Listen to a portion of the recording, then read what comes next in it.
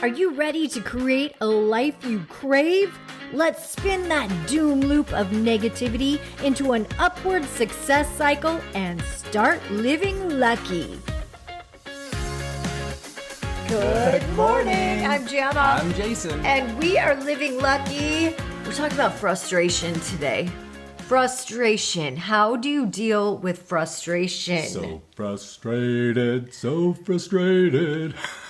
Okay. I've been dealing with it all morning. He sounds jovial and fun, and because I'm getting poked in the frustration points. lucky old Jason is showing up. However, if you would have been here about 10 minutes ago, you would have seen an entirely Snappy. different Jason. Yeah. One who was frustrated, and he even said out loud, "I'm frustrated."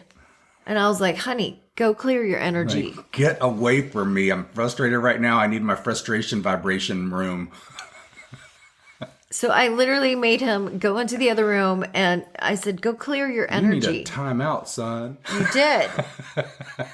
That's right. I did. Because and I did need it's it. contagious. So what I want to and talk it's also about today. not a healthy place to be. It is not. Like I recognized, but I needed it I will tell you right now, I needed it pointed out because I was gonna enjoy my frustration. You spewed it out on me. And Tater. And Tater. And so here's what I want to bring up is we control our energy level. And the way we control our energy is through our mind thoughts and our heart feelings. Those two things are our thoughts and our feelings. We control our energy. We can change our state. And so I do feel like sometimes we need to point these things out. We do need to point them out because otherwise we get caught up in the emotion and we become the emotion, or we allow the emotion to lead us. And I can tell you right now, because now I have hindsight, right? Mm-hmm. That I had... And you popped out of it very quickly, I must say. Well, because we can manage our emotions. Emotions are there to tell us what we want, like to get us back on track. The feelings are there as bumper guardrails. They really are. To just tell you, hey, this is not congruent with what you really want. This is... It helps you just push in the right direction. But you don't have to live in it. You don't have to feed the emotion. You just have to process it. And here's the thing, is Jason and I have all the tools. We have done all of the studying. We have the education behind us. We have the experience. We help other people. And the fact of the matter is, we still are human. Yeah. So we still have our moments. And I think to myself, if we didn't have all of this, I can tell you right now that we would be frustrated and probably in that silent treatment for the next day. We would be fighting because I would be like, well, why did you take it out on me? Yeah. That's what I would be thinking about. Why did you take it out on the dog? Day. He's taking it out on the dog because he's mad at me. And I would have and then you would have gotten silent. I would have gotten silent, and we would have done that weird thing where you kind of walk by each other and be like, oh, excuse me, in the house. And yeah, you become roommates that are trying to avoid each other, but our house isn't a mansion yet. So yes. It's and it's just nice to be able to have it pointed out, to have the mirror put up, and to have the tools to get out of to process the emotion, see what it's telling me, where it's coming from, and be grateful for it now, in like 90 seconds. I'm going to tell you though, if anyone is listening to this and they think, oh, I'm just going to point it out when my spouse is being in a crappy mood. Being an ass, yeah. Yeah, it might not go over well. Yeah, you both have to understand that communication and also knowing where you're going, like knowing what the plan is, because you came at it in love.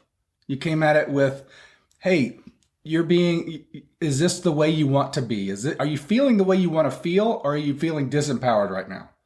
Yes. And I was feeling the way so there's two things to that, because I was feeling the way I thought I wanted to feel in the moment, and I was feeling disempowered because I was lying to myself about wanting to feel frustrated.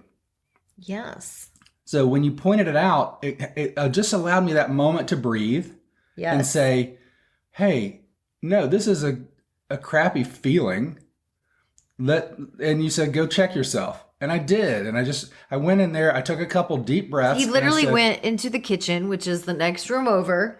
And what did you do? How did you transmute that energy? Because you came back and now this is the energy I love. Yeah. And it's just taking a couple deep breaths and saying, okay, why was I frustrated? What was it directed at? What is this telling me? What is this feeling telling me? And then also being grateful for it and being grateful that you helped me recognize it, because a lot of times we have emotions and we allow them to either rest in us and become part of us, and we don't process them, which makes them keep coming back up over the same thing over time. It goes back to Jason and I developed this process called Spin Positive. And it literally is step one, you become aware. Become aware. What is it that I'm feeling? What is it that I'm thinking? What is happening right now? What is happening? Yeah, because an emotion can be kind of like a cellophane veil over you. So you can still see it, or you can still see through it. Mm-hmm. The problem is it's starting to suffocate you. Step two, what am I telling myself about this circumstance or situation? Am I What's in the the story? Disempowerment mode, or am I in the empowerment questions? So empowerment questions would be, how is this teaching me? What can I learn? What is the lesson that I want to extract from this particular situation? Yeah. Those are empowering questions because it gives you control. Yeah, not why is this happening to me? Why is everything always screw up? Why do I do the wrong things? Those are so disempowering. Those are disempowering. And so many times we automatically are programmed to go into those disempowering self-talk. Yeah, if you feel like you're beating yourself up, you are. And if you feel like you're beating yourself up, that's disempowerment. If you feel like you're lifting yourself up or growing or learning something, that's empowerment. You know, we would never treat our child the way we treat ourselves. True. Right? Yeah. If we could just treat ourselves like our inner child. So step 3 then is to find a way to be grateful for whatever it is that's happening. What's great about this? How lucky am I? That puts you on top of the situation, on top of the circumstance. And you can actually see it in a light like, the universe is doing me a favor right now. Yeah, my emotions we're emotional spiritual beings and in a physical body, and these emotions are literally just little nudges, or they can be something that knocks us over. But if we get used to them and build a relationship with our emotions, yes, then they can just be little nudges that lovingly tell you, hey, you're off track right now. This is what's frustrating you. This is what you're upset about. This is what's causing you dis-ease. Let's get you back into a state of peace and growth. And then step 4 is, how can I move forward? So focus forward. What's the best next step? Let's let it go. It's already in the past, let's focus forward. So let's just take a baby step into what we can control, which in this case, it's our energy, it's our emotion, it's our feelings right now. It's our space. We can change our state by breathing, by literally changing our posture, yep, by focusing on other things. Focusing on the growth. Like what was in the love of you pointing it out. It wasn't you're wrong. You didn't say anything about you're wrong in your emotion. You said, hey, go figure it out. What's happening right now? Yeah, what's happening right now? Go figure it out, and then come back. And if we wanted to talk about it, we could have, but I needed that space to breathe and figure it out for myself before I started trying to enunciate it or articulate it. Yes. And really, I mean, I'm going to be really, really vulnerable right now. This all happened over a business card. Yeah. A clown all car. over a business card. Jason had business cards made. I picked up the business card and I was like, you don't have what you do on here.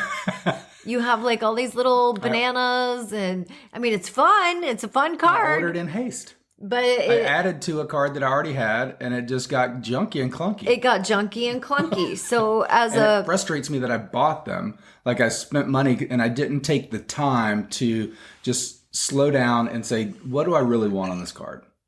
And so when I said, if I was a stranger looking at this business card, my eye doesn't know where to go, and I don't know what you do, and I don't know why I would call you, except for you just look like a really fun person. And anyway, he then experienced frustration. And at that time, Tater was at his feet. Chasing me around. Yeah. Probably just wanting to have fun Wanting and love. Yeah. Wanting love. And I was all like, of a get out sudden, of my space. you I'm did. feeling frustration vibrations. And how many times do we do this to our kids? Or our spouses. Or our spouses? And then what goes on in their head is they don't realize what you've just gone through. What they take from that I'm feeling is unloved. I'm not wanted. I'm a burden. yeah. I'm in the way. Energy is contagious, and we all tell ourselves stories about situations and circumstances that are happening right now. And many times those stories lead to, oh my gosh, it's my fault. Yeah. It's my fault. I'm not enough. I caused Jason to get frustrated, which I had nothing to do with it. Yeah. You know, Something's Tater had wrong nothing with to me. do with it. So Tater, I did something wrong. I did something bad. All these things. I'm not good enough. It's so anyway, this is how life works. And until we get aware of the process, how to deal with the process and to start creating what we want, which Jason, I give you props because you handled this really, really well. Like this is where I look back at our journey and the communication between the two of us, how we show up for each other. And when we do point something out, which in most relationships would be poking the bear. Right. It feels like a cactus or a cheese grater getting rubbed up against you. And that's how I think both of us felt 10 years ago when we would point something out. But now we have the tools. Now we have the understanding. And we also know that everything is coming in love because we are going to the same place. Like we are heading in the same direction. Same team. Yeah. And we're here to make each other better, make each other just love each other. We're here to help each other, love each other. And we know that we've both done the best that we can with what we have, like in our capacity with our mental space, our spiritual space, our emotional space, our physical space, in the moment. So nothing is wrong. Just how could we be better? How can we get on track and move in the right direction and get more energy, more love, more excitement, and be extraordinary? And Tater is wagging her tail at that. She is. She loves that word. Thank you guys for joining us. We so appreciate it. Share this with a friend. You never know. This might hit the right person at the right time, and they may have a spouse that's been so frustrated and they're feeling inside, oh my gosh, what did I do? He doesn't like to be around me. And they both get stuck in the emotion. So become aware of the emotion and allow yourself to process it and find the right direction of where you want to go, what you want to feel. Keep living lucky. Bye-bye. If the idea of living lucky appeals to you, visit us at startlivinglucky.com.